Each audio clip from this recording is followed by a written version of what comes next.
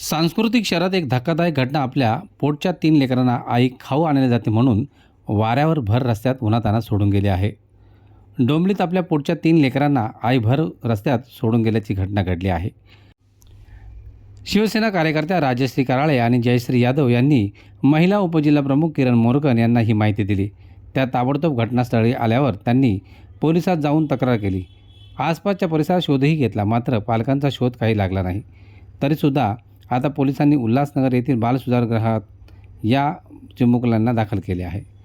तत्पूर्वी किरण मोरकर यांनी या मुलांना पोटभर अन्न खाऊ घातले व भरपूर विचारपूस करून मायेची पांघर घालत त्यांनी जड अंतकरणाने पोलिसाकडे त्या मुलांना स्वाधीन केले आहे. त्यांच्या आईबाबांना शोधण्याचं साकडं घातलं गेलं आहे, तर आईबाबांचा ते स्वतःही शोध घेणार आहेत. शिवसेना या प्रकरणावर लक्ष देईल व या मुलांना न्याय मिळवून देण्याचा पूर्णपणे शिवसेना प्रयत्न करेल, असे किरण मोरकर यांनी सांगितले आहे. या चिमुकल्यातील भाऊ स्वराज हा 4 वर्षाचा आहे, तर 2 बहिणी काजू व लाडू हे 2 ते 2.5 वर्षाचे आहेत.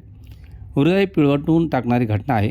त्या निर्दयी मातेने असे पाऊल का उचलले, असा प्रश्न आता सर्वसामान्य जनतेला पडला आहे. शिवसेना पदाधिकाऱ्यांनी या मुलांना पोटभर अन्न खाऊ घातले, त्याचप्रमाणे त्यांना व्यवस्थित नीटनेटके करून आता पोलिसांच्या स्वाधीन केले आहे. स्वराज, काजू, लाडू यांना शिवसेना न्याय देणार असं मत पदाधिकाऱ्यांनी व्यक्त केले आहे. मात्र आता या पालकांना कधी पोलीस शोधतील हा प्रश्न आता निर्माण होतोय. Bureau report, Dombivli fast. सकाळी 9 वाजता आमची कार्यकर्ती जयश्री यादव हिने राजश्री कराळे म्हणून फोन केलेला की अशा तुळशीराम जोशी बंगल्याच्या इथे 3 मुले आहेत, 2 जुळ्या मुली आहेत आणि 1 मुलगा आहे आणि त्यांना त्यांची आई तिथे सोडून गेलेली आहे म्हणून. तर ती त्या ठिकाणाहून प्रवास करत होती. मग तिने राजश्री कराळेंना फोन केला आणि मग आम्ही दोघी मिळून तिच्यावर इकडे पोलीस स्टेशनला घेऊन आलो तिला. आणि आता बराच वेळ वाट बघितली, पण त्या मुलांसाठी कोणी त्यांचे पालक आलेले नाहीये. आणि मग आता आम्ही पोलिसांच्या स्वाधीन केलेलं आहे आणि आता त्यांना जेवण वगैरे केलेलं आहे, म्हणजे व्यवस्थित त्यांचं.